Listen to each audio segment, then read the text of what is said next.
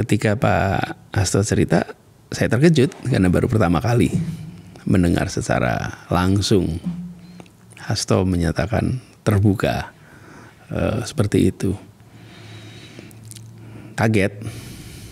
Saya ketika menjalani tugas di Jakarta itu mengalami banyak sekali pembatasan-pembatasan di dalam kita bekerja. Dia tidak sedikit pun berubah. Gak ada rasa marah pada Republik.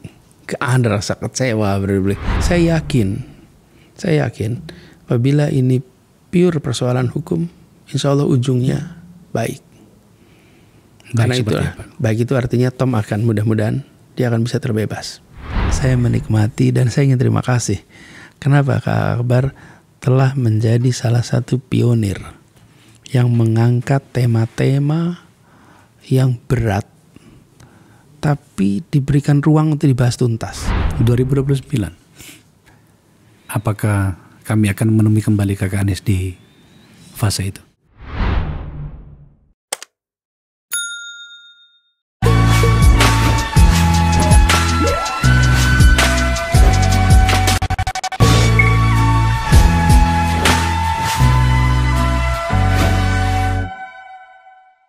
Saya kedatangan sahabat saya, alhamdulillah, Mas Anies Baswedan. Kakak Anies, thank you ya.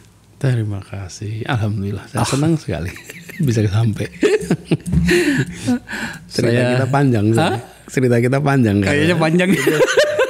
Foto di depan tadi ngingetin banyak hal. Coba tampilkan sebuah foto. Iya, masya Allah. Coba Kakak Anies jelasin seperti apa. Ini tim transisi 2014. Ini foto yang ini hari Senin, kalau nggak salah ya, tanggal berapa gitu. Saya belum tahu ini kita mau bikin apa pada saat ini. Ya. Oke. Kemudian setelah itu kita jumpa pers di atas dengan Mbak Rini. Nah ini foto resmi tim transisi. Itu foto resmi ya? Iya. Terus yang sebelah sana itu, ini adalah tim kerja. Masing-masing ada tugas di sini. Kakak Anies itu, para pemirsa, menangani seluruh yang berhubungan dengan rakyat. Pertanian, nelayan. Kesra lah pokoknya. Iya. Semua pendidikan, kesehatan, nelayan, pertanian, maritim, semua yang terkait Kesra. Wih, itu kerja besar waktu itu, banyak sekali yang terlibat. Jadi di belakang, ini kan kelihatannya kalau di sini kita cuman berapa tuh? Berlima. Berlima. Iya. Tapi di kedeputian saya aja puluhan. Tempat kakak banyak. Saya menangani infrastruktur kan. Awalnya migas juga, tapi karena saya berantem dengan almarhum abang kita Ari Sumarno, abang Ibu Rini. Iya, soal tim yang akan bekerja situ dulu. Ya udahlah, saya bilang dah, akhirnya diambil gitu. Iya, saya ini, oh iya ya, masya Allah, waktu berjalan cepat. Iya. Ini tim transisi pada saat kemenangan Pak Jokowi tahun 2014, di mana kemenangan itu sangat dramatik ya, karena kita bekerja dalam situasi yang semuanya serba minus. Dan Kakak Anies sebelum menjadi menangani Kesra kan juru bicara tim ya. Saya pernah ditanya orang, Pak Anies itu apa sih tugasnya sebagai juru bicara? Saya gak buat menjadi sederhana. Membuat seluruh apa yang dipikirkan Pak Jokowi itu menjadi indah. Kakak Anies, boleh dijawab, boleh tidak. Tapi bagian ini saya mau tanya soalnya. Dan di sini ada dalam daftar saya. Saya harus melakukan banyak hal untuk menjawab gugatan banyak orang tentang peran saya dan kita di masa itu. Dan saya jawab bahwa untuk periode pertama, saya kekeh mengatakan bahwa apa yang kami bikin di sini, di tim transisi ini, di tim di mana kemudian kita menyiapkan rencana pemerintahan Pak Jokowi 1 tahun ke depan, dan selanjutnya dengan sangat rigid, itu masih berusaha untuk dipenuhi. Tapi saya tidak lagi bisa mempertanggungjawabkan itu apakah dilakukan atau tidak pada periode kedua. Kakak Anies, pikirannya seperti apa? Ada harapan besar ya waktu itu tentang perubahan tata kelola pemerintahan yang lebih baik. Dan ingat, hasil yang muncul sangat teknokratik. Kalau tahu bahwa ini akan diangkat, saya akan bawa dokumennya itu. Saya masih simpan dokumennya. Saya nggak bawa di sini. Itu dokumennya itu tebal sekali, dan itu dibagikan untuk setiap menteri. Ya. Sehingga semua menteri baru yang terpilih itu semua menerima masing-masing dokumen. Sehingga yang dipekerja teknokratik itu artinya apa sih? Teknokratik itu artinya mengurus tentang kebijakan, tentang apa yang harus dikerjakan. Jadi bukan politiknya, tapi kebijakannya. Nah, bahkan di periode awal itu ya, Kakak Akbar kalau masih ingat, penentuan komposisi kabinet, semua nama dikirim dulu ke KPK. Dan ributlah waktu itu. Stabilo kuning, stabilo merah dan segala macam itu. Ya, merah, kuning, hijau kalau nggak salah. Jadi ini sebuah awalan yang pada waktu itu saya rasa dirancang dengan keseriusan, dengan orientasi pada kebijakan. Nah, setelah itu berjalan, mulai terjadi berbagai kebaruan yang di luar kendali kita. Tapi saya melihat di masa itu sebetulnya ada satu transisi yang cukup serius. Kalau tidak salah ini sekitar bulan Juli, lalu bekerja 2,5 bulan sampai Oktober, dan itu fokusnya memang pada kebijakan. Saya rasa pada waktu itu juga Pak Presiden Jokowi, presiden terpilih waktu itu, rutin berdiskusinya juga tentang kebijakan. Paling nggak dengan kita ya, itu orientasinya pada kebijakan. Jadi ini adalah satu periode transisi yang antara pemerintah satu dengan berikutnya itu bukan dibilang serasi, sejalan. Kan era sebelumnya era Pak SBY, era sesudahnya era Pak Jokowi. Saya ingat mengatur rencana pertemuan saja itu perlu waktu pada waktu itu. Dan berkomunikasi dengan kementerian-kementerian untuk kementerian-kementerian pemerintah sebelumnya dengan tim transisi kan gak gampang. Saya malah dapat serangan waktu itu. Saya ingat menemui Menteri Perhubungan, Pak siapa dari Demokrat itu, Pak Mangindaan. Terus kemudian diserang. Padahal sebenarnya kami pengen tahu aja. Saya bawa tim saya ke situ. Diterima dengan resmi, tak ada yang merasa tertekan, tapi kemudian ditekan, diserang kita. Dan ya, memang pada masa itu ya karena tadi pemerintah baru dan pemerintah lama, lalu juga kebiasaan transisi itu belum terbentuk. Belum terbiasa. Padahal ini juga salah satu kabar yang perlu menjadi perhatian, bahwa kita sudah melakukan reformasi untuk kebebasan berpartai sehingga partai politik bebas. Kita reformasi hubungan pusat daerah. Kita reformasi hubungan antar negara, antar lembaga tinggi negara. Sesudah reformasi kemarin. Tapi kita belum secara serius menata transisi antar pemerintah. Padahal demokrasi itu mengasumsikan bisa terjadi perubahan. Sementara sistem yang kita miliki di sini itu asumsinya presiden terpilih lagi terus-menerus. Wali kota terpilih lagi terus-menerus, bupati terpilih lagi terus-menerus. Sehingga sistem itu tidak didesain untuk bisa mudah mengakomodasi perubahan. Saya beri contoh. Ketika sekarang Pak Prabowo masuk ke dalam kantor kepresidenan, maka seluruh support sistemnya adalah yang sama yang menopang Pak Jokowi. Yang sama juga yang menopang Pak SBY. Yang sama juga yang menopang Ibu Mega.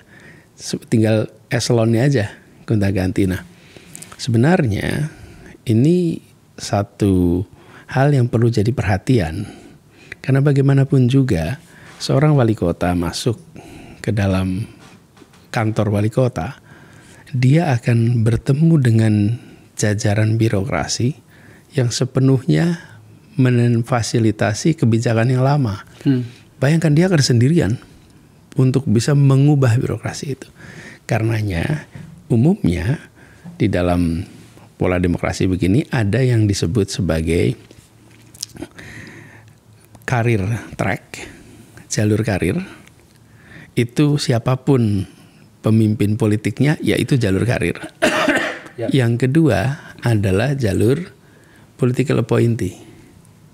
Orang-orang yang memang mendukung secara teknokratik tapi berdasarkan keputusan politik. Keputusan politik artinya begini.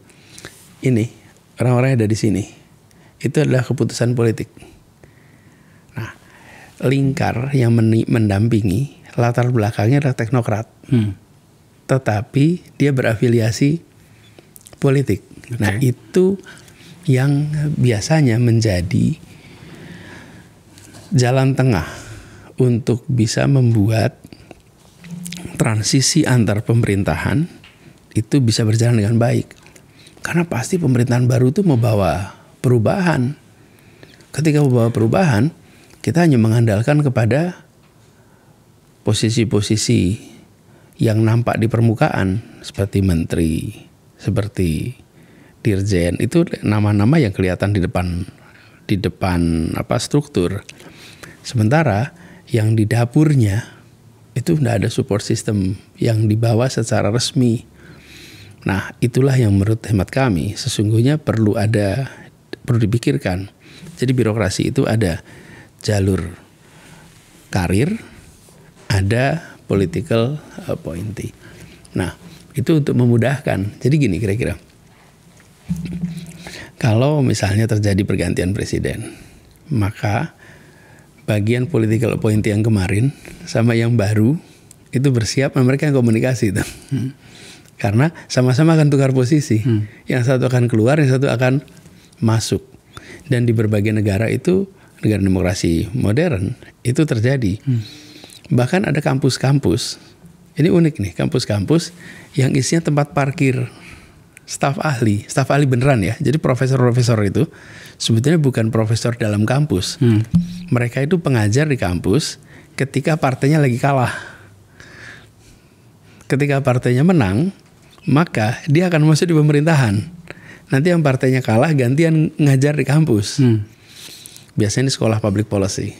Lalu sebaliknya ketika nanti partainya menang, maka switch itu. Nah, inilah yang membahas tentang teknokrasi. Nah, ini di kita hari ini kita sama sekali belum memikirkan mengenai itu, termasuk juga tanggal. Itu yang saya maksud Kakak Anies.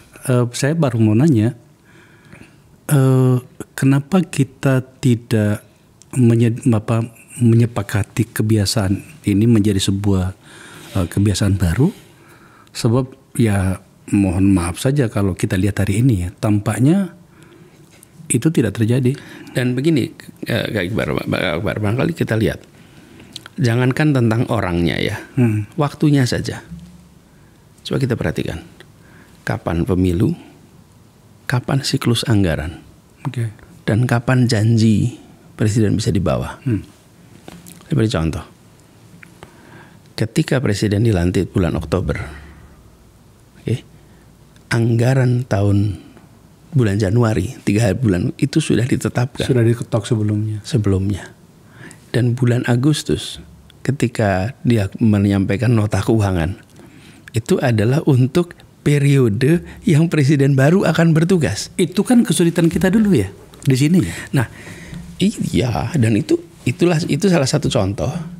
Kan asumsinya apa sih? Asumsinya presidennya terpilih terus menerus. Itu yang saya bilang tadi. Jadi kan asumsinya yang mengajukan di bulan Agustus itu terpilih lagi sehingga bulan Oktober dia dilantik. Lah, kalau kita asumsinya presidennya bisa berubah, maka kita harus buat situasinya terbalik sebenarnya. Misalnya nih, kalau kemarin pemilunya bulan Februari, oke. Pelantikannya bulan bulan Mei. Maka presiden terpilih itu ada waktu antara Februari sampai Mei. Kemudian, lalu dia sudah dilantik, punya waktu untuk menyampaikan nota keuangan sampai Agustus. Diumumkan Agustus. Jadi Agustus. Itu adalah contoh penjadwalan yang asumsinya orangnya berganti. Kalau penjadwalan yang kita miliki sekarang, asumsinya era Orde Baru, di mana presiden akan terus-menerus berjalan tanpa pergantian. Jadi kita ini ganti casing demokrasi, tapi pengaturan siklus ini masih tidak mengasumsikan kita berada di dalam demokrasi. Yang demokrasi artinya ada pergantian orang, apalagi di daerah. Bayangkan di daerah. Pemilu kita bulan November, pelantikannya bulan Februari. Lalu bulan Februari dia dilantik. Semua janji-janjinya itu baru dilaksanakan tahun depan. Kebayang nggak? Nah, ini berdampak kepada apa? Delivery dong.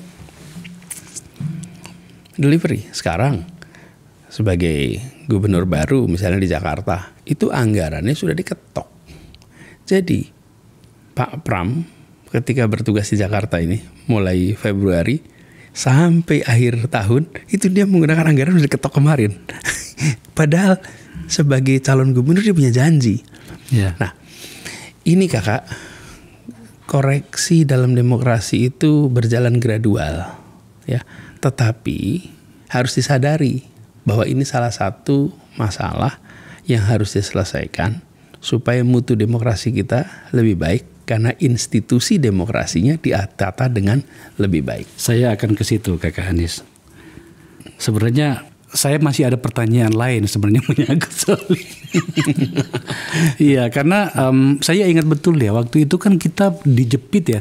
Kalau nggak salah waktu itu dan laporan dari teman-teman di DPR itu di Banggar waktu itu, pemerintahan Pak Jokowi pada saat baru masuk itu tinggal tersisa 50 triliun waktu itu. Makanya Mas Hasto waktu itu yang berurusan dengan APBN itu bersama dengan Mas Andi untuk arsitektur kabinetnya itu menyesuaikan ya. Ada waktu itu juga ada perdebatan berapa jumlah menteri segala macam, ingat gak waktu itu kan? Oke, tapi saya masih ada pertanyaan menyangkut soal kita ini tadi. Karena gini Kakak Anies, saya sudah berbicara dengan teman-teman dulu awal-awal. Ada Andi Wijayanto, ada Mas Andrinov, kemudian Dani, aku undang ke sini. Ya, kan dikirimin saya fotonya waktu itu. Saya lagi di mana? Makassar loh nggak salah waktu itu. Pertanyaan saya itu begini, ayo angkat tangan. Kalian merasa bersalah nggak di situasi? Semuanya merasa bersalah. Kakak Anies merasakan hal yang sama nggak? Begini. Kita semua tidak bisa tahu masa depan. Iya. Nggak ada yang bisa tahu masa depan. Kita mengambil keputusan berdasarkan apa yang kita ketahui, apa yang kita lihat pada saat itu. Jadi saya melihat pada waktu itu memang kita melihat ada harapan. Untuk keseriusan perubahan kita perhatikan di tahun-tahun pertama itu kan dijalankan. Walaupun saya nggak sampai 2 tahun juga sih. Iya. Saya mendapatkan berkah tersendiri karena Allah maha mengatur. Justru kalau dianalogikan dengan kendaraan, saya ini diturunkan dari kendaraan. jadi saya terbebas dari segala macam karena saya diturunkan dari kendaraan. Jadi saya tidak berada di kendaraan yang sama, turun, dan sesuatu yang kita juga tidak tahu bagaimana prosesnya dan lain-lain, itu memang itu hak setiap atasan kita. Jadi saya mensyukuri tentang apa yang saya jalani sendiri, bahwa ini semua menjadi pelajaran, ini semua menjadi hikmah dan pelajaran juga bagi kita semua, saya rasa bangsa Indonesia. Kemarin kan Kakak Anies sempat mengeluarkan pernyataan di Jogja tuh, bagus tuh. Yang mana tuh? Jangan sampai menyesal. Oh.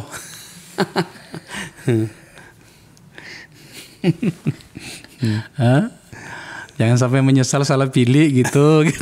Oh ya. Maksudnya apa sih? Kan, kalau demokrasi kan begitu. Iya. Kalau kita memilih dan pilihannya benar, pilih lagi. Iya. Tapi kalau ternyata kita memilih, ternyata yang dijalankan berbeda dengan harapan, jangan dipilih lagi. Itu sesimpel itu ya. Karena begini Kak, ini kan uniknya demokrasi. Demokrasi ini berbeda dengan sistem sebelumnya, mengendalikan kekuasaan. Satu, dibatasi skopnya. Jadi kalau dulu sebelum era demokrasi, kekuasaan itu semua, ya penguasa hukum, ya penguasa eksekutif, semua itu dalam satu kekuasaan yang luar biasa tanpa batas. Dengan demokrasi dibatasi, ada eksekutif, ada legislatif, ada yudikatif ya. Contoh yang kedua, dia dibatasi waktunya Kak. Ada batasan. Ada batasan. Sebelumnya ya kalau sudah menjadi pemimpin ya tunggu sampai pelayatan baru ada pergantian. Sebelum ada yang meninggal ya nggak diganti. Nah, ada demokrasi dibatasin waktunya. Nah, karena itulah kalau kita memilih pemimpin yang menjalankan janjinya, pilih lagi. Kalau enggak menjalankan janjinya, jangan dipilih lagi. Sederhana sekali kan. Kalau cuman jadi udah nggak ada ini, jadi rame itu ya. Iya ramai, aku baca penuh banget orang di situ ya, luar biasa. Kalau begitu Kakak Anies ya sudah, kita agak serius dikit ya. Tadi itu nggak serius ini, cuman rindu-rinduan, udah lama kita nggak ketemu sama Kakak Anies gitu. Gini, ada banyak pertanyaan dari banyak kalangan di kita sekarang. Kenapakah gerangan kita, atau dalam bahasa sedikit akademiknya, apa kendala bagi negara-negara yang telah menyatakan diri berkomitmen pada demokrasi, tapi ternyata situasi yang diinginkan itu malah semakin menjauh. Dalam beberapa catatan literatur yang sering kita baca, ada beberapa penyebabnya ya, korupsi dan penyalahgunaan kekuasaan, kemudian ketimpangan sosial dan ekonomi, lalu intervensi militer atau kelompok berkepentingan. Ini yang penting juga nih, ketidakdewasaan politik, lalu media dan disinformasi. Yang selanjutnya adalah ketidakstabilan hukum dan lemahnya institusi. Dan yang terakhir adalah tekanan global dan geopolitik. Itu pertanyaannya Kakak Anies. Kenapa gerangan ketika dibawa ke situasi kita, kenapa kemudian tampak demokrasi itu malah menjadi beban? Ya, sebenarnya kalau kita coba terjemahkan ya, demokrasi atau politik itu ada minimal 3 unsur. 1, politik sebagai cara mengelola sumber daya, kepentingan. Itu secara damai. Yang kedua adalah cara membuat keputusan, kebijakan yang berlangsung dengan aspiratif. Yang ketiga, siasat, taktik, politik, kira-kira begitu. Nah, ketika kita tadi sampai pada itu, demokrasi itu ataupun non-demokrasi itu mengelola sumber daya. Baik itu sumber daya alam, pendapatan negara, dan lain-lain yang jumlahnya besar. Ketika demokrasi tidak diiringi dengan tata kelola yang benar, maka tata kelola yang salah ini akan membuat proses demokrasi itu menjadi tidak sehat. Dan itu harus diatur secara, kalau bahasa resminya diatur di institusi. Institusi itu apa sih? Kadang-kadang kan orang-orang bilang, apa sih Pak itu institusi itu gitu. Institusi itu artinya dibikin aturannya. Dilembagakan, ada aturannya. Jadi kalau ada aturannya, saya beri contoh. Pembiayaan kampanye. Ada tidak pengaturannya, pembiayaannya? Dan yang kita saksikan hari ini itu belum ada. Yang komprehensif dengan benar. Sehingga biaya kampanye, lihat pilkada, luar biasa. Dan kemudian konsekuensinya apa? Ya konsekuensinya ketika masuk ke dalam pemerintahan, dia harus mengembalikan segala macam ongkos yang keluar. Itu bukan sesuatu yang sederhana. Nah, ini kalau tidak dikelola dengan benar, berujung kepada potensi korupsi. Itu satu. Yang kedua, tanpa ada keseriusan untuk membereskan persoalan korupsi dari tingkat tertinggi, maka sulit sekali untuk proses demokrasi ini bisa menghadirkan kebijakan yang betul-betul untuk kepentingan rakyat. Kenapa sih? Ilustrasi aja. Ketika pemerintah dengan DPR misalnya memutuskan untuk membiayai sebuah proyek, misalnya digitalisasi yang angkanya fantastis. Itu kalau tidak ada transparansi, tidak ada governance yang benar antara anggaran yang dialokasikan untuk proyek itu dan anggaran yang nanti diterima oleh pelaku-pelaku, itu bisa nggak masuk akal. Jadi itu kita sudah saksikan praktek-praktek itu, Kak. Jadi saya melihat penting ada komitmen, diwujudkan dengan apa? Diwujudkan dengan mengatur, melembagakan aturan main tentang pembiayaan, dari mulai pembiayaan kampanye, pembiayaan kepada partai, sampai dengan bagaimana transparansi di dalam eksekusi anggaran. Ini bagian yang nggak bisa dipisahkan dalam demokrasi, Kak. Karena kalau tidak ada itu, salah satu contoh yang pernah disebut sebagai negara yang terjebak di dalam middle income track karena persoalan policy, itu dulu Filipina. Filipina itu banyak dianalisa. Kesimpulan, sebagai salah satu kesimpulannya adalah bahwa keputusan tentang kebijakan lebih mencerminkan kepentingan-kepentingan pembuat keputusan, kepentingan-kepentingan politik dari stakeholder lingkar pengambil keputusan daripada kepentingan rakyat. Dan itu pada waktu itu salah satu contohnya ditunjukkan pada kasus Filipina. Acemoglu menulis soal ini, One Nation's Failed. Saya ikutin logika itu, Kakak Anies. Hari ini kan yang sungguh merobek rasa keadilan kita itu adalah pada skala kasus semakin membesar. Itu bisa di mana saja, dari pusat sampai daerah, katakanlah seperti itu. Maka kemudian ternyata apa yang saya sampaikan tadi itu mendapatkan pembenaran bahwa institusi negara kita lemah pada berbagai sektor. Ya, Kakak Anies kan bahkan sudah mengalami situasi itu bahkan ketika bertarung kemarin di Pilpres. Saya ingin sebuah catatan yang sedikit agak detail, Kakak Anies. Mengapa kemudian kita tampak tak cukup serius atau tak cukup menyediakan diri untuk bagaimana menguatkan kelembagaan-kelembagaan yang ada bernama institusi negara itu tadi. Macam-macam. Hari-hari ini kan kita dapatkan tuh ranking korupsi. Menurut saya itu terlalu menghina logika kita yang punya pikiran bahwa negara ini bisa kita kelola dengan benar. Tapi tampaknya berbanding terbalik. Apa catatan Anda menyangkut itu?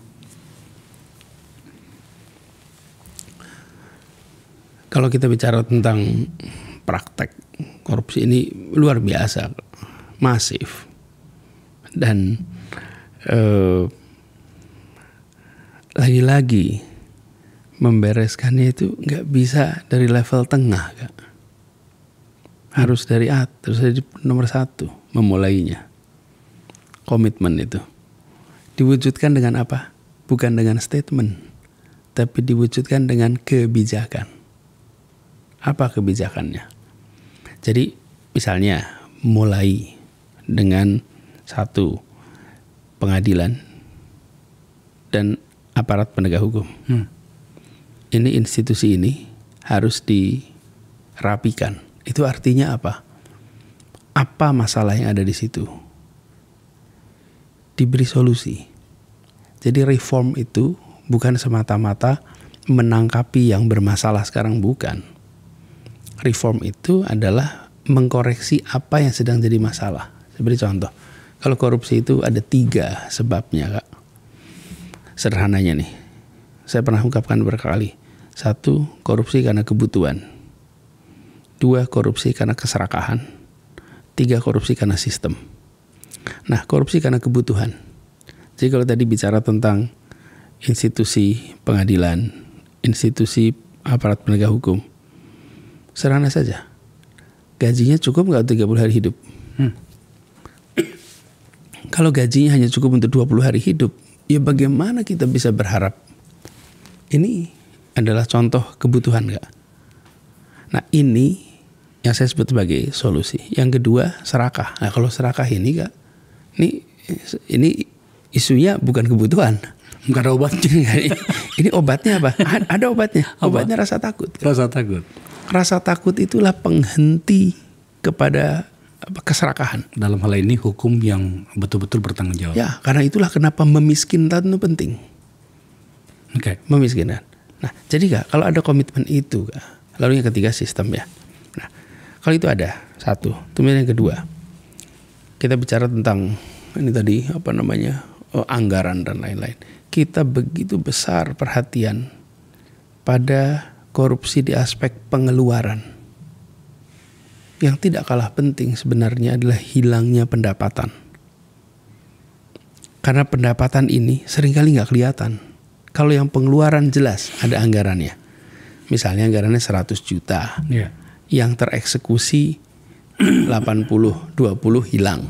Tapi kalau yang pendapatan, nah ini reform yang dibutuhkan di situ agak serius. Lalu tata kelola. Dan kita ini tidak sendirian, Kak, kalau begini nih. Sudah banyak yang mengerjakan, banyak civil society yang memiliki contoh-contoh praktek terbaik. Dan negara libatkan civil society dalam melakukan reformasi birokrasi. Reformasi ini terkait dengan pemberantasan korupsi. Karena adanya civil society di dalam partnership untuk reformasi itu akan membantu menjaga agar reformasi itu on the right track. Seharusnya seperti itu. Ya. Maka itu, Kak, ini tidak bisa dikerjakan di tengah, Kak. Ini harus dikerjakan dari puncak. Kenapa? Karena multiple sektor, Kak. Multiple sektor. Nggak mungkin dikerjakan hanya dari 1 sektor, 2 sektor saja. Ketika menyangkut kepada aspek law and order, ini nggak bisa sektoral saja. Dan yang membuat begitu banyak orang khawatir untuk invest ke Indonesia kan isunya ini, Kak Faiz. Kalau ini lemah, ya sampai kapanpun orang nggak akan mau percaya pada kita. Apa ada kepercayaan itu? Ada kepercayaan itu. Dan paling sederhana begini, selama kontrak-kontrak kerjasama ekonomi yang nilainya besar tidak mau ditandatangani di Jakarta atau di Indonesia, tapi maunya ditandatangani di Singapura, itu artinya pelaku-pelaku itu tidak percaya dengan sistem hukum kita. Dan mereka tidak yakin nanti kalau ada sengketa, mereka akan bisa mendapatkan kepastian hukum, mendapatkan keadilan, mendapatkan kebenaran. Karena itu mereka nggak mau dikerjakan di sini. Nah, ini itu hanya sekedar satu contoh masalah. Tapi menurut hemat kami, mulainya harus dari puncak dengan langkah konkret. Statement baik, tapi statement harus diikuti dengan kebijakan-kebijakan. Saya ingin menyelam lebih jauh soal itu ke Kadis. Pemerintahan hadir, tapi dia kan adalah hasil. Ada orang di situ. Saya selalu ingin disiplin dengan apa yang saya pahami tentang bagaimana mekanisme kekuasaan itu mendapatkan hasil.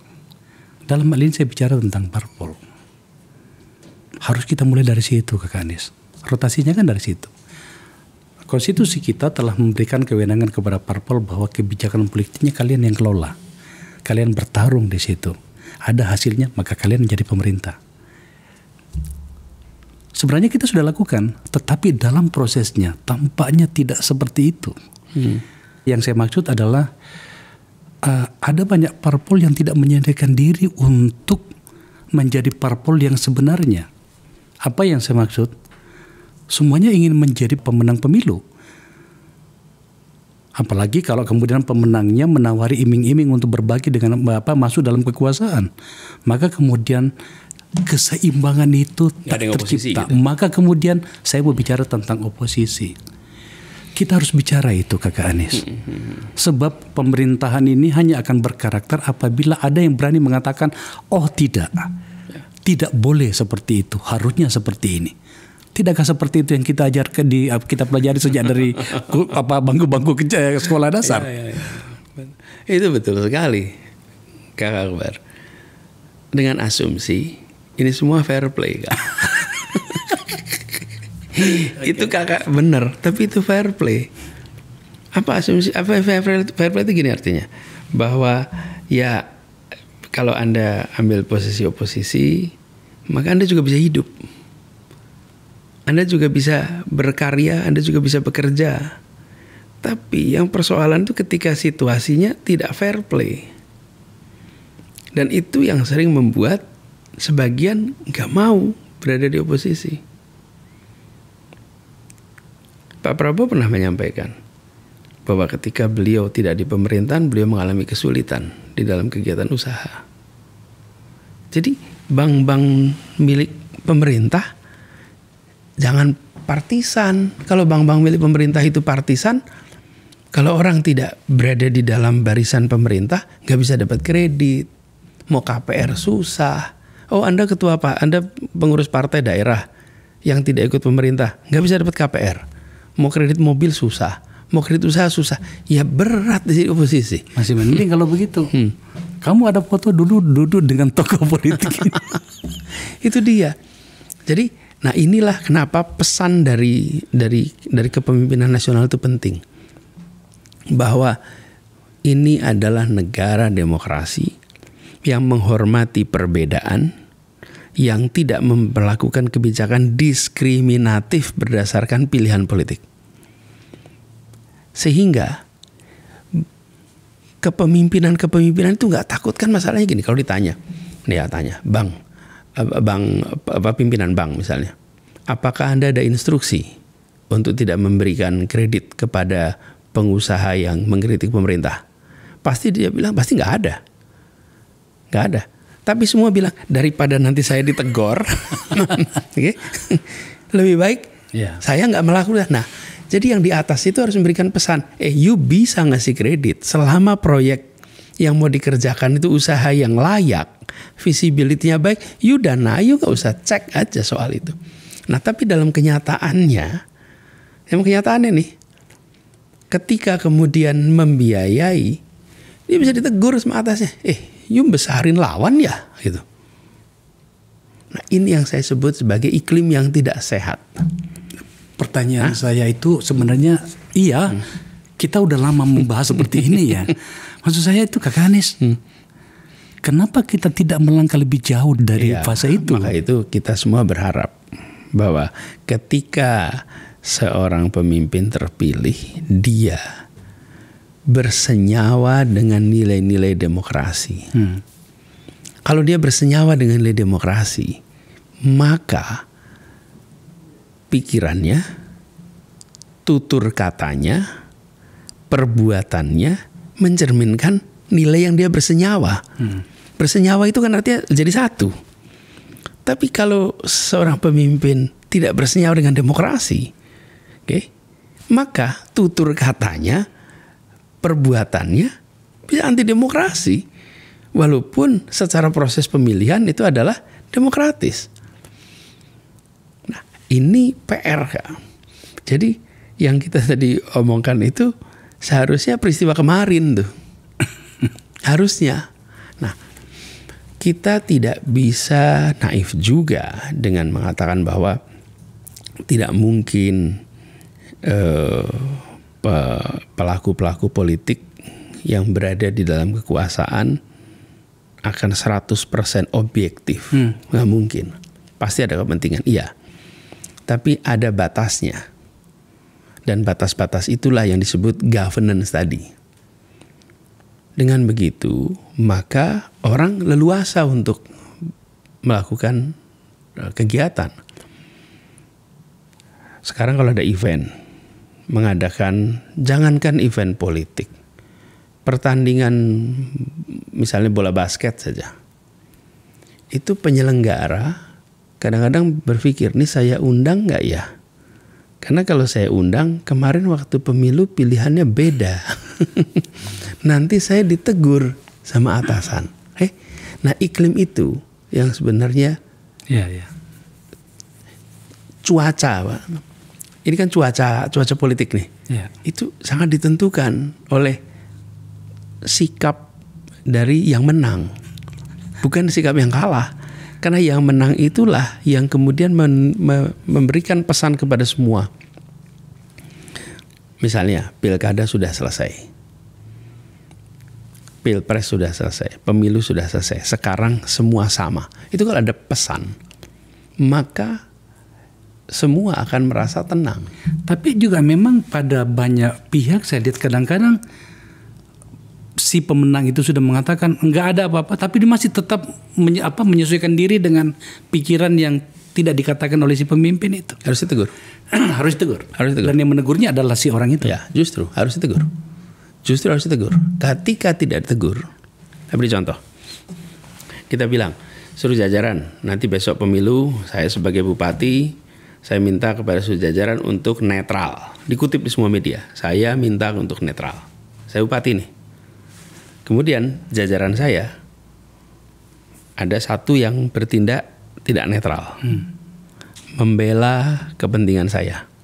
Terus saya diamkan. Oke, yang lain akan menengok, oh ternyata boleh ya. Ternyata itu yang Bapak harapkan ya.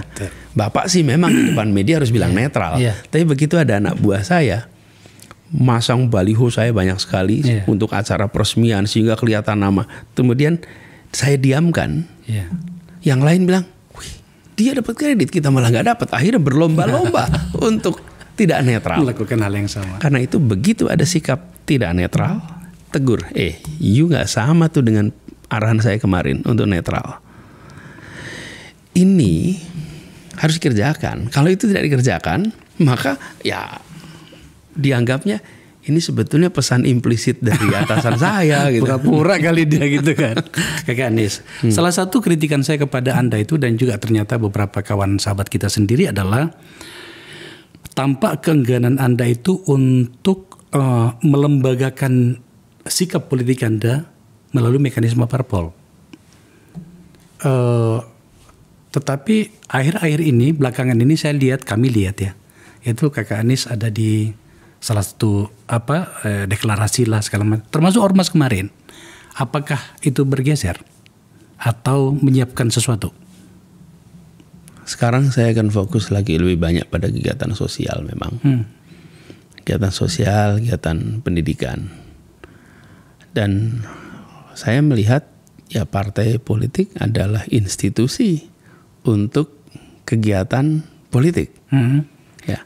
Jadi kalau kemarin ketika menjalani proses Pilpres, memang saya diusung oleh 3 partai dan tidak menjadi anggota dari salah satu. Sehingga saya bisa pakai rompi semuanya secara bergantian. Dan itu malah pada waktu itu dipandang sebagai lebih fair. Oke. Nah, apakah ke depan akan tetap non-partisan apa tidak? Belum diputuskan sekarang. Belum ya. Tapi saya harus tegaskan bahwa institusi partai adalah institusi yang memang legitimate di dalam proses politik. Saya pun tidak pernah membayangkan nggak berpartai kok. Pada saatnya nantinya. Pada saatnya. Oke, kalau begitu maka kita masuk pada sebuah peristiwa putusan Mahkamah Konstitusi yang merupakan menurut saya ya, itu sangat mendasar. Untuk presidensial threshold itu 0%. Artinya satu partai yang ikut pemilu, katakanlah seperti itu bisa mengusung calon presidennya sendiri. Memang tanpa bisa jadi jebakan Batman juga. Saya setuju dengan pikiran dan pendapat Pak Mahfud MD bahwa harus ada batasan berapa besaran persentase orang berkoalisi. Kalau kemudian partai-partai lain ini mengatakan oke, terima kasih Mahkamah Konstitusi, saya bisa mengajukan calon saya sendiri, tetapi untuk ini kami mendukung calon yang didukung di sana juga, sama aja bohong kan?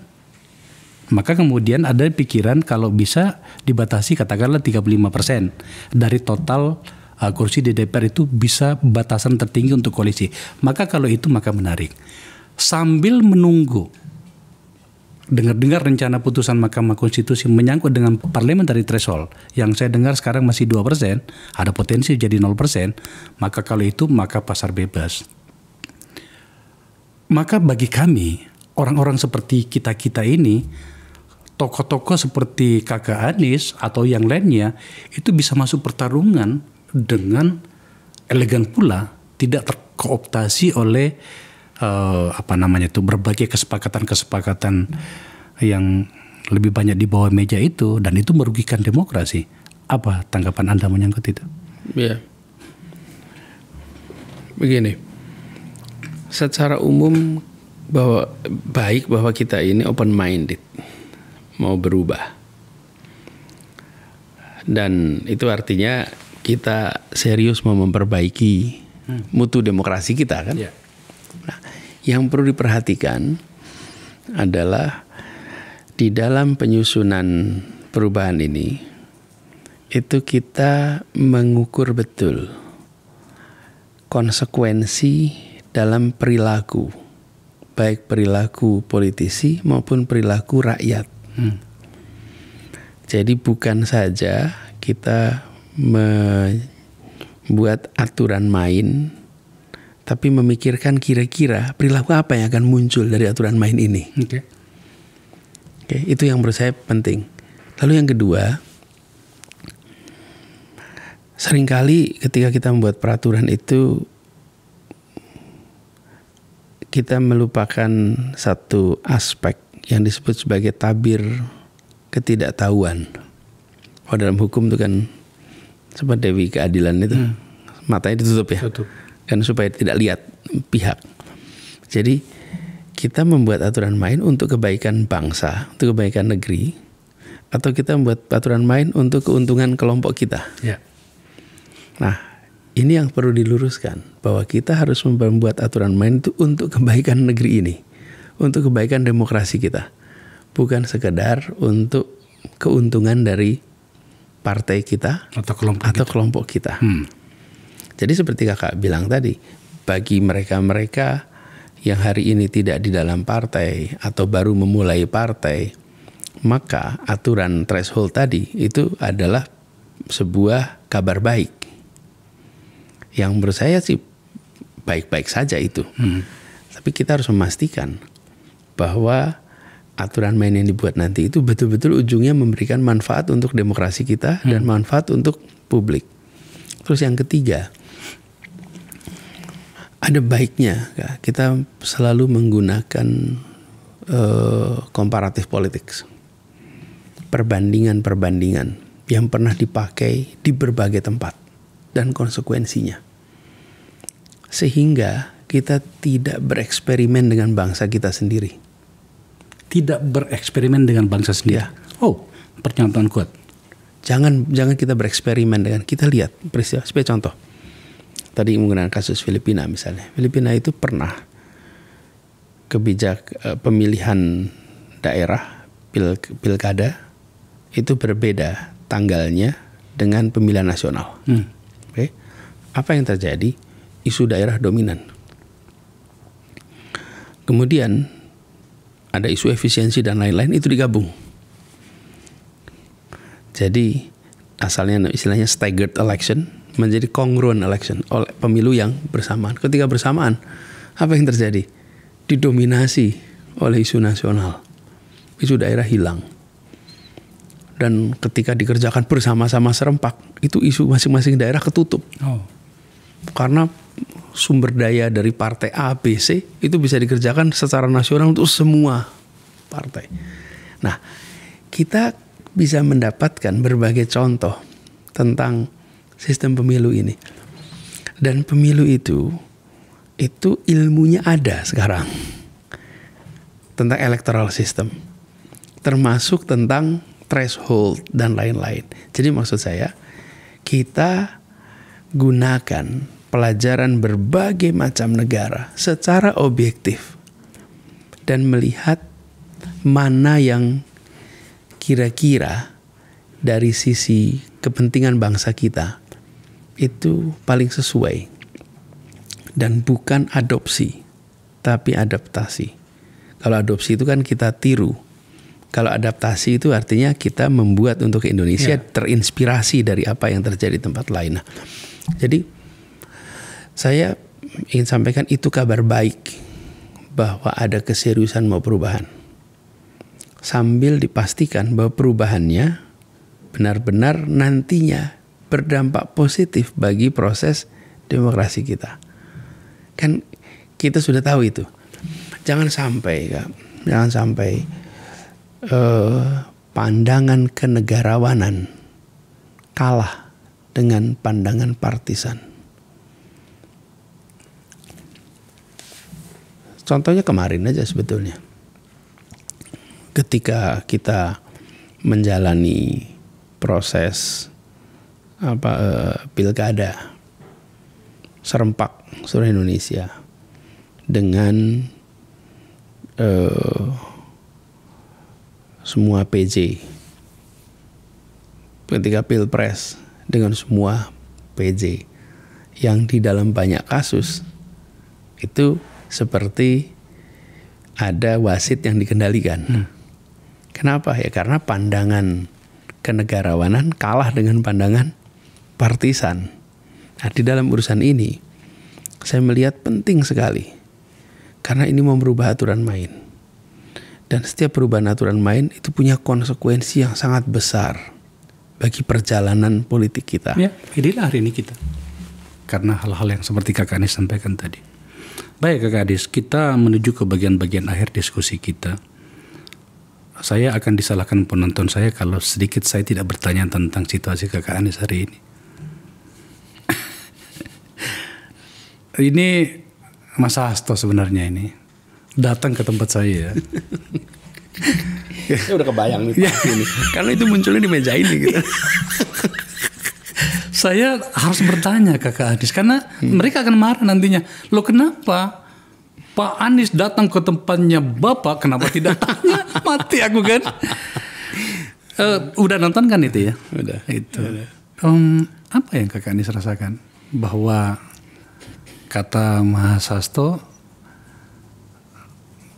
Kakak Anies dikriminalisasi. Dan yang lebih krusial lagi, pelakunya adalah presiden pada saat itu. Saya pengen tahu pikiran Kakak Anies tentang itu. Ya. Saya ketika menjalani tugas di Jakarta itu mengalami banyak sekali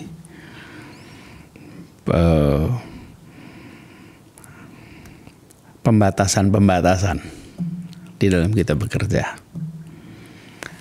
Nah, pada waktu itu saya membayangkan ini inisiatif bawahan. Seperti tadi saya cerita. Misalnya gini, kita mau membuat track untuk Formula E. Track itu kan aspal ya. Lalu ketika mau mencari aspalnya, nggak ada yang mau jual aspalnya. Kan pusing juga kan.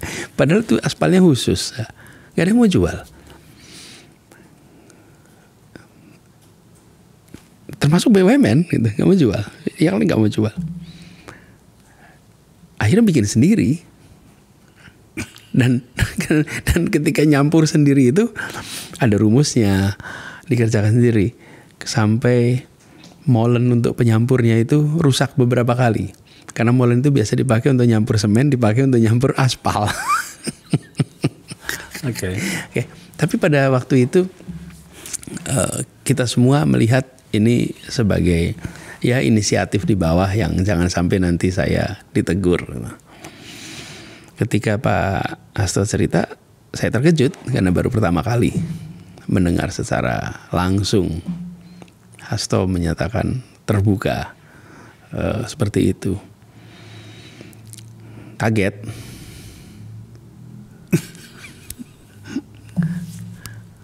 Saya juga kaget. Kaget, karena tidak pernah terbayangkan aja sebelumnya. Oke. Saya rasa jawaban yang saya bisa pahami ya. Masalahnya adalah Kakak Anies, risiko itu ternyata mengalir jauh. Termasuk kepada orang-orang Anda. Saya bicara dengan kawan kita, Tom Lembong. Dan banyak orang yang memberi apresiasi kepada Anda karena tampak dukungan moral Anda kepadanya itu luar biasa. Begitulah seharusnya seorang teman ya. Saya juga beberapa kali melakukan hal yang sama ketika teman saya dikriminalisasi. Salah satunya adalah ketika Misbakun ditangkap dulu. Ketika kami membuka kasus Senturi. Oh ya. Gitu. Apa yang Kakak Anies rasakan menyangkut itu? Ya, kita semua terkejut ketika Tom diproses untuk perkara yang kejadiannya udah 10 tahun yang lalu. Bahkan sebelum dia jadi Menteri Perdagangan ya? Enggak, pas Menteri Perdagangan. Dia pas ya? Pas Menteri Perdagangan, tapi itu kan 2015 sampai 2016. Dia jadi Menteri Perdagangan setahun kalau nggak salah. Kemudian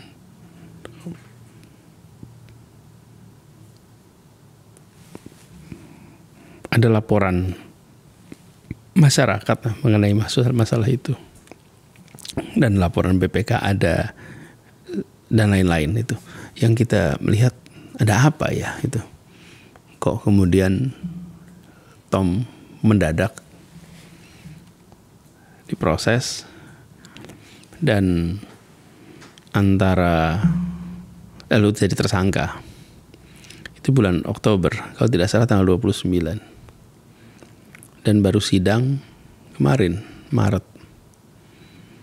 Kalau memang Lengkap. Kakak Akbar nih bergerak di bidang hukum nggak? Kalau udah semua lengkap, Kenapa harus selama itu? selama itu. Jadi biarlah nanti proses pengadilan. Kan itu saya berharap sekali dan saya terima kasih kakak kemarin saya hadir di dalam sidang perdana.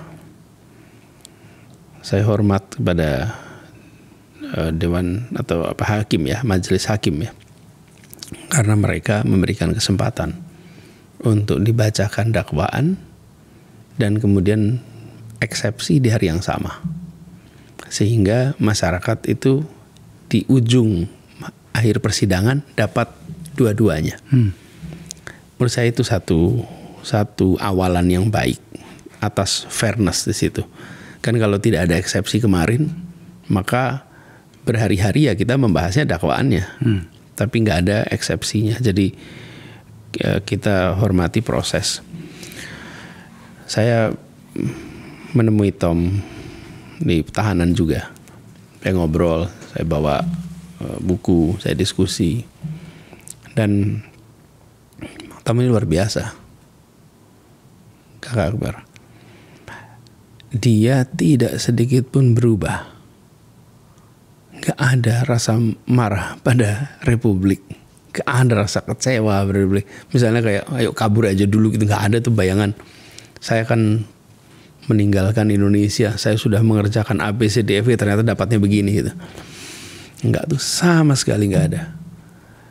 Dia justru menunjukkan sikap bahwa ini yang membuat saya tetap harus berjuang di Indonesia. Situasi seperti ini tidak boleh dialami orang lain. Situasi seperti ini harus tidak terjadi lagi. Lalu dia ceritakan tentang hal-hal yang menjadi kepedulian dia, khususnya bidang ekonomi. Dia concern tentang A, B, C, D di bidang perekonomian yang serius. Sementara kita tahu, Kakak Akbar, Tom itu seseorang yang bisa berkarir di mana saja di seluruh dunia, nggak harus pulang ke sini dia itu. Dia bidang dia private equity fund, bidang investasi sebagai salah satu orang yang sangat dihormati di bidang itu. Kenapa dihormati? Karena dia konservatif. Saya dengar di Indonesia itu tidak banyak orang yang didengarkan oleh lembaga seperti BlackRock, Vanguard itu ya orang seperti Tom Lehman. Iya, dan kenapa? Karena dia menjaga integritas. 5 dia bilang 5, 6 dia bilang 6. I'm sorry you don't like it. Tapi ya inilah faktanya. Dan dia jaga itu puluhan tahun. Jadi ketika sampai ke sini juga, sampai pada peristiwa ini, saya yakin apabila ini pure persoalan hukum, insya Allah ujungnya baik. Karena itu baik itu artinya Tom akan mudah-mudahan dia akan bisa terbebas. Bila ini semata-mata pada persoalan hukumnya, mudah-mudahan itu akan bisa kejadian. Dan kita semua mengharapkan agar majelis hakim menjaga. Kenapa ini penting? Peristiwa, saya rasa jarang ya ada penangkapan begini itu mendapatkan perhatian dari pelaku bisnis internasional. Oh ya. Berbagai pihak negara-negara asing pun memperhatikan. Kenapa? Karena bagi mereka ini soal kepastian hukum. Jadi kalau peristiwa umumnya itu ya kita semua, saya juga inginnya korupsi itu diberantas habis-habisan lah. Mana pula kita mau dukung koruptor gitu. Tidak gitu. Tapi di sini saya melihat Tom membuat kebijakan dengan prosedur yang dilewati, yang kemudian di kemudian hari dipersoalkan. Biarlah nanti proses hukum ya yang akan lihat. Tapi saya cukup optimis apabila ini hanya proses hukum. Mudah-mudahan Tom akan bisa mendapatkan keadilan. Dan keadilan itu artinya dia mendapatkan kebebasan. Hal yang orang kagumi dari Kakak Anies itu, juga saya sahabatnya Kakak Anies ya, adalah Anda tampak menyediakan diri untuk berdiskusi, bahkan berbeda pendapat sekeras apapun itu, tanpa menyiapkan skenario untuk sebuah balas dendam atau apapun penamaan lain dari situ. Itu yang saya nikmati dari pertemanan kita, Kakak Anies. Iya. Oke. Tetapi ketika kemudian situasinya Anda itu terus-menerus dihadapkan pada momentum harus bersikap, pernahkah terpikir untuk marah? Sebab kadang-kadang memang kemarahan itu juga dibutuhkan, Kakak Anies, agar kemudian dari kemarahan itu setidaknya orang-orang yang mengikuti Anda di belakang, dan saya tahu itu besar, saya bisa lihat kemarin di Yogyakarta seperti apa, itu mengatakan, oh iya, pada situasi tertentu juga memang kita harus menunjukkan sikap. Seperti apa, Kakak Anies? Ya, memang kita harus stabil, Kak. Dan menurut saya stabilitas itu yang dibutuhkan ketika kita berada di dalam sebuah kancah perpolitikan kenegaraan. Stabil itu membuat kita bisa berpikir dengan jernih, dengan tenang ketika kita menghadapi berbagai macam situasi. Marah itu adalah perasaan. Marah-marah itu adalah ekspresi. Yeah. Nah, kita bisa saja marah, kecewa. Kurang apa syarat untuk marah-marah gitu. Tapi saya memilih untuk bisa mengikhtiarkan selalu stabil. Kenapa itu penting? Tadi Kakak bilang, yang berjuang bersama ini banyak sekali, Kak. Kita perlu mengirimkan pesan yang benar kepada semua. Pesan yang baik. Dan yang tidak kalah penting, Kak, bahwa setiap kita menghadapi situasi-situasi sulit, harus ambil keputusan, maka ketegasan dilakukan, tapi tidak perlu, menurut hemat kami, diiringi dengan keberingasan, diiringi dengan sikap yang membuat orang takut, tapi tegas. Ketika kita mengatakan reklamasi dihentikan, ya sudah, reklamasi dihentikan. Ketika harus tutup Alexis, ditutup. Tapi saya tidak perlu mencaci maki, saya tidak perlu mengungkapkan dengan kenapa? Karena saya ingin menciptakan suasana yang stabil, tapi tegas. Janganlah, kita ini sudah terlalu lama, Kak. Lihatnya begini, Kak. Kalau tenang itu lembek, okay? Kalau berani itu berangasan. Okay? Kita lupa bahwa ada kombinasi yang dimiliki untuk mengambil keputusan dengan tegas dan stabil. Kakak Akbar, ada jalan terbesar di Jakarta namanya Jenderal Sudirman. Adakah orang yang berani bilang Jenderal Sudirman itu lembek? Tapi pernahkah Jenderal Sudirman itu membentak? Pernahkah Jenderal Sudirman itu mencaci? Nggak pernah. Ada nggak yang berani bilang Sri Sultan Hamengkubuwono ke-9 itu lembek? Pernah lihat Sri Sultan Hamengkubuwono ke-9 mencaci? Tidak pernah. Dia mengatakan, lewati dulu mayat saya, baru Anda bisa masuk ke dalam keraton. Itu dia berkata bahasa Belanda. Dan dia mengatakan dengan sopan, saya dilantik sebagai sultan, dari pertama-tama saya adalah orang Jawa. Walaupun dia dididik seumur dengan Belanda. Jadi kita di bangsa kita ini punya banyak contoh, Kakak, di mana stabilitas itu penting ketika sampai kepada kepemimpinan. Dan saya mencoba belajar dari figur-figur seperti itu, di mana mereka mengambil keputusan dengan tenang, walaupun situasinya rumit, lalu jalani dengan tenang, tapi tegas. Inspirasi dari mereka itu dahsyat, kakak. Dan berani-berani langkahnya. Tadi 2 nama yang saya sebutkan, kebetulan saya tumbuh besar di Jogja. Dan di Jogja itu saya melihat dari dekat bagaimana ketegasan itu ditopang dengan stabilitas jiwa, stabilitas mental. Ya. Ini bukan beda dengan sopan ya kak ya. Sopan itu seperti pelayan di bank, pelayan atau pramugari itu sopan. Kalau atau santun itu. Ini adalah bicara tentang stabilitas. Dan itu kaitannya dengan bagaimana kita berpikir, bagaimana kita mengelola rasa. Jadi kalau ditanya apakah pernah marah, ya tentulah manusia marah, adalah. Ya kan? Marah. Ya, tapi itu tadi, jangan marah-marah.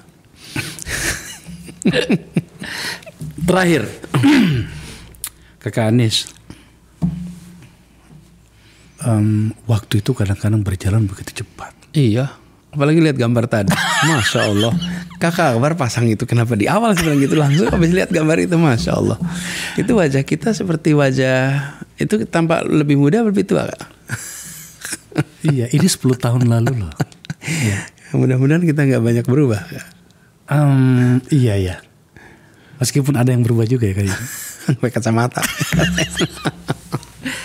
Kakak Anies, waktu berjalan cepat sebagai manusia politik, dan Anda telah pernah mencemplungkan diri dalam sebuah pertarungan yang maha dahsyat. 2029, apakah kami akan menemui kembali Kakak Anies di fase itu? Allah yang tahu. Wallahu a'lam bishawab. Iya, karena saya menyiapkan banyak catatan sebenarnya bagaimana pangsa pasar pemilih Islam yang begitu mengerucut ya pada diri Kakak Anies. Saya sudah dapat jawabannya tadi. Siapa yang tahu? Ya, nggak ada yang tahu. Yang bisa dilakukan sekarang adalah pemilih sekarang ini untuk menyiapkan diri. Ya, dan ini Kak, menurut saya kita harus mendorong sekali untuk pemilih kita memiliki kemampuan berpikir kritis. Critical thinking ini penting dalam demokrasi. Dengan begitu, dia bisa mengambil keputusan yang rasional. Rasional itu artinya memilih berdasarkan perbandingan. Rasio artinya perbandingan. Sehingga kalau kita memperbandingkan satu dengan lain, maka keputusan kita jadi rasional. Nah, seringkali kita mengambil keputusan tanpa melakukan perbandingan. Itu dia. Jadi cuma lihat satu, saya suka ini saja. Ya pertanyaannya Anda bandingin nggak dengan yang satunya, Nah, nanti ketika sampai kepada rasional, apa yang menjadi dasarnya? Ya tiap orang boleh beda-beda. Iya. Kita kan tidak bisa melarang ada orang menyukai Kakak Akbar karena kacamatanya. Gimana? Ya. Saya suka dengan seragamnya Kakak Akbar karena itu saya suka Kakak Akbar. Kita mesti salahkan juga. Ya. Nah, tapi bahwa itu menjadi perbandingan penting. Lalu yang kedua, Kak, dengan critical thinking itu, maka apa yang disampaikan, baik itu pesan gestur maupun pesan substansi, itu dinilai dengan pertanyaan kepada dirinya, seberapa cocok ini dengan saya. Jadi saya sering bilang begini, kita tidak mungkin menemukan calon yang kita 100% setuju. Ada calon A, calon B, calon C. Nah, kita menginginkan pemilih untuk mengecek seberapa banyak saya samanya dengan calon A, calon B, calon C. Ya. Dalam urusan apa? Kesehatan, pendidikan, seberapa banyak. Kan itulah kan fungsinya kita memilih. Nah, saya waktu kemarin selama kampanye memilih untuk melakukan diskusi desak Anies itu di berbagai kota. Lupa jumlahnya berapa, 24 atau 25 kota. Dan orang boleh bertanya apa saja tanpa ada skrip, tanpa ada batasan. Tujuannya saya ingin menghormati pemilih, bahwa Anda bertanya, saya menjawab. Belum tentu Anda setuju 100% dengan jawaban saya. Tapi minimal Anda tahu, oh ini pandangan Anies. Saya setuju 50%, saya setuju 70%, gak apa-apa. Tapi dia tahu. Nah, itulah sebabnya mengapa saya melihat di sisi pemilih perlu kemampuan kritis. Nah, di sisi calon, saya berharap besok calon mau terbuka berdiskusi apa saja. Karena kalau kita tidak membuka diri, maka bagaimana pemilih bisa tahu? Dan itu artinya penyelenggara pemilu harus memaksa setiap kontestan untuk mau mengikuti pola-pola dialog seperti ini. Saya harus menyampaikan sesuatu kepada Kakak Anies ya. Kita ini nggak terlalu tua-tua amat juga, tetapi nggak muda juga, bahwa kita sudah sering melihat bagaimana kampanye berlangsung. Katakanlah untuk kontestasi kepemimpinan nasional. Kakak Anies itu menawarkan atau menunjukkan sesuatu yang baru pada debat kemarin. Seharusnya seperti itu debat itu. Menunjukkan bahwa ini sikap saya, itu sikapmu, tak debat sikapmu, ini sikapku, ini argumentasinya. Saya mewakili banyak pemilih, terima kasih loh Kakak Anies. Menurut saya debat di Pilpres yang kemarin ini itu luar biasa dan harus kita teruskan nantinya. Sekaligus juga untuk melihat seberapa terukur orang ini untuk memimpin sebuah harapan. Seberapa tangguh orang ini untuk menerima sebuah tanggung jawab besar. Dan itu dimulai dari apa yang dikatakannya. Sudah lama saya ingin mengatakan ini kepada Kakak Anies loh. Terima kasih. Dan itu debat yang terbaik pada sejak pemilu yang kita ikutin, itu debat terbaik. Juga dengan Mas Ganjar, juga dengan Pak Prabowo, harus seperti itu. Saya tidak terlalu yakin KPU menyiapkan diri untuk melihat situasi itu kemarin. Tapi apapun namanya, itu luar biasa Kakak Anies. Hadza min fadli, itu karunia Allah. Itu karunia Allah. Kakak Anies, terima kasih ya. Kakak Akbar, saya ingin sampaikan terima kasih. Iya. Senang sekali bisa ngobrol ini, walaupun temanya berat. Jadi puasa lagi kan? Puasa kok berat. Tapi saya menikmati dan saya ingin terima kasih.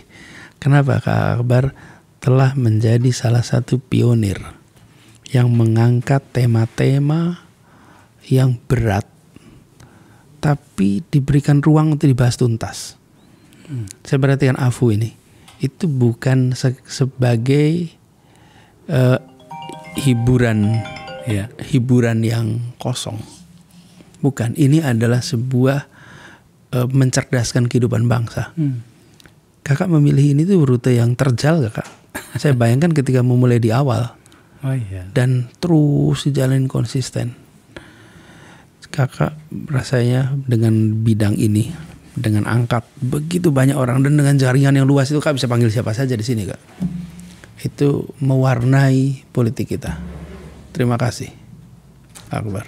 Senang loh mendapat pujian dari seorang tokoh seperti Kakak Anies. Tapi kami melakukan ini. Istilah kami di sini ini adalah medium, bercakap-cakap. Siapapun kami terima di sini. Bahkan barangkali kepada orang yang sama sekali saya berbeda pikiran. Harus kita mulai bagaimana perbedaan itu adalah awal bagaimana kita menuju masa depan yang lebih baik. Kakak Anies, Anda mengajarkan pada kami semuanya dalam banyak hal untuk itu. Sekali lagi terima kasih. Sama-sama, terima kasih. Pemirsa, saya tidak perlu menyimpulkan, Anda sudah mendengarkan sendiri. Saya sama dengan pikiran Anda, waktunya pendek untuk membicarakan banyak hal dengan tokoh seperti seorang Anies Baswedan. Tapi semoga saja masih ada waktu yang lain untuk kita diskusikan tema-tema yang lain. Kita dibatasi oleh waktu, tapi setidaknya kita telah mendengarkan pikiran-pikiran seorang Anies Baswedan. Sebelum mengakhiri acara kita, kami di sini punya acara Kakak Anies bernama Rakyat Bersikap. Ini adalah platform yang baru kami hadirkan, di mana kemudian Akbar Faisal Unsensor maju selangkah untuk menerima banyak pikiran, mungkin juga gugatan dari masyarakat. Kami ada 3 layanan, sikap Anda, jadi publik bisa menyampaikan apa saja, dan kami berjanji sepenuhnya berusaha sekuat tenaga untuk menyampaikan kepada para pihak yang dituju dari apa yang mereka gugatkan pada sikap Anda ini. Kemudian ada polling dan ada petisi. Polling dengan petisi belum ada sebab ini baru. Tetapi pada tema sikap Anda yang terakhir itu menyangkut dengan Indonesia gelap. Karena itu yang viral di luar. Kami mengangkat 3 episode dan ternyata pengunjungnya 6.412 dan yang berpartisipasi untuk menyatakan sikap itu ada 234 orang, dan yang dituju adalah presiden, lembaga presiden dan wakil presiden 41 sikap, Polri 29 sikap, Badan Gizi Nasional 24 sikap, KPK 20 sikap, DPR 19, Kejagung 15, Kementerian BUMN 15, Sekretariat Negara 5, Kementerian SDM 5, dan Kemenaker 5. Ini yang kita ambil sikap-sikapnya, dan ini ada beberapa nama Pak Syahrir untuk presiden dan wakil presiden. Ini kalimatnya luar biasa nih. Presiden harus menyingkirkan para pengkhianat bangsa dari pusat pengelolaan negara sampai daerah-daerah. Senafas dengan apa yang kita bahas tadi. Kemudian Pak Herianto kepada Badan Gizi Nasional mendesak agar pemerataan kesejahteraan bukan sekedar makan siang gratis. Kami mampu memberi makan anak-anak kami jika keadilan dan kemakmuran merata. Hentikan korupsi dari atas hingga bawah. Kemudian Asyari kepada Presiden, pemberantasan korupsi selalu menjadi janji kampanye 5 tahunan tetapi sulit diperantas karena banyak pihak terlibat. Miftah kepada Kementerian Tenaga Kerja, saya bekerja 12 jam sehari di sektor F&B terkenal dengan gaji pokok 1,8 juta, total maksimal 2,4 juta, jauh di bawah UMR. Menurut saya perlu pemerintah mendengarkan ini. Aprianto kepada DPR, guru di Jawa Barat resah dengan aplikasi KIMOP, TRK, dan PMM. Sejujurnya saya nggak ngerti. Ini apa ya? Yang membebani tugas mengajar. Kemudian Pak Lukman kepada Presiden dan Wakil Presiden, Presiden harus bikin kepres Undang-Undang Perampasan Aset Miskin Koruptor. Mercy kepada KPK, banyak proyek mangkrak di Palopo. Nah, ini sudah sampai bermain lokal ini Kakak Anies. Seperti Stadion Lagaliko dan Menara Payung. Selain itu pemotongan TPW pegawai tidak transparan. KPK perlu turun tangan. Ini yang kami berhasil rangkum pada 3 episode dengan tipe isu Indonesia gelap. Ini yang paling banyak, lapangan pekerjaan, korupsi, penegakan hukum, makan bergizi gratis, dan efisiensi. Maka untuk itu episode berikutnya kita mengangkat isu tentang lawan korupsi. Silakan berkunjung ke Rakyat Bersikap apu.id dan lawan korupsi, kita bersikap di situ. Sedapat mungkin, saya berjanji sebagai pengelola dari forum ini, sedapat mungkin sampai ke tangan para pihak yang Anda tuju. Ini adalah medium. Akbar Faisal adalah medium percakapan antara anak bangsa. Seperti yang baru saya lakukan dengan Bapak Anies Baswedan. Terima kasih telah menyaksikan percakapan ini.